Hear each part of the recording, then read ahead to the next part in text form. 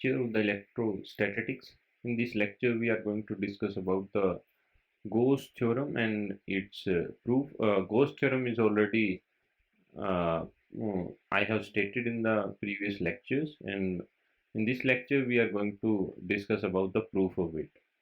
And for this proving it, let me assume that there is a positive charge at the center uh, of the Gaussian surface. Gaussian surface we have taken due to the point charge. The Gaussian surface shape is spherical, and then we know that the electric field due to the point charge is nothing but 1 by 4 pi epsilon naught q by r square. R is the distance. We are interested to find out the electric field at the Gaussian surface. We have taken the distance from the point charge is small r, and then the direction, that's very important. This is radially outward. The electric field direction, it is radially outward. You can see the this red arrow. This is showing the radially outward direction from the surface, these spherical surface, and this will give the electric field direction. And then we are going to find out the flux. The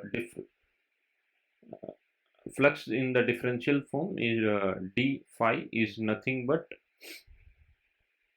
E dot ds vector, and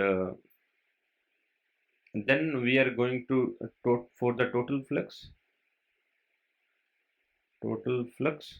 we are going to integrate it. Then we are getting E dot ds, and then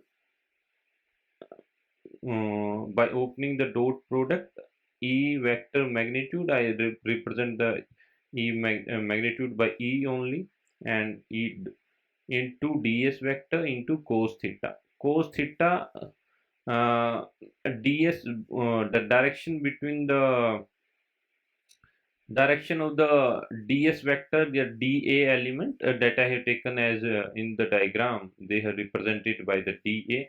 Then let me take it as a dA vector, and direction of the dA and E vector is nothing but they are parallel. Yes, the ds vector is also is radially outward, and dE vector is also the dE E vector is it is radially outward. R cap is the direction, and dA vector is also the in the radially outward direction, because the area element is the direction of the area element is nothing but perpendicular to the surface. If you find out the direction, then you will get the r vector radially outward only. And then cos theta, because they are parallel, theta come out to be 0 degree, then cos theta 0 degree becomes 1, and then phi flux is equal to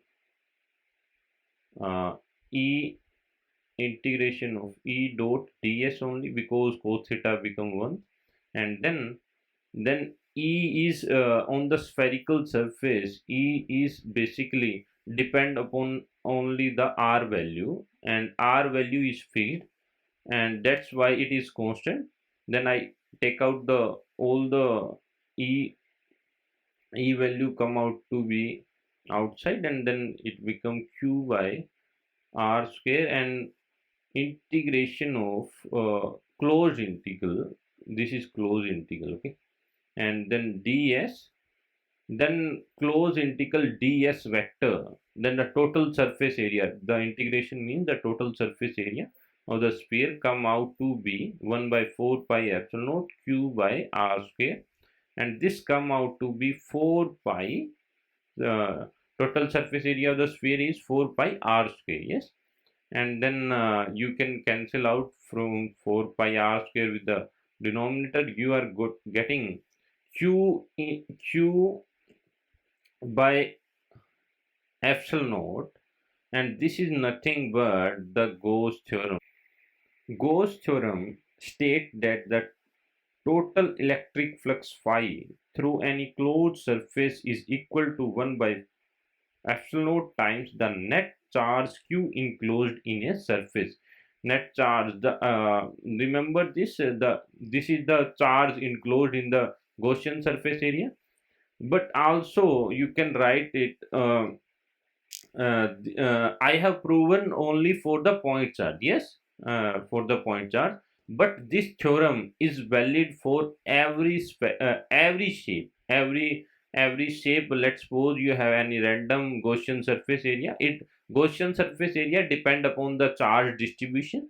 Let's suppose you have any charge distribution. Let's suppose you have the q enclosed, then it also valid. The total flux outward through the Gaussian surface area is given by this theorem, Gaussian theorem only. The I have just proven for the point charge source. Okay, thank you.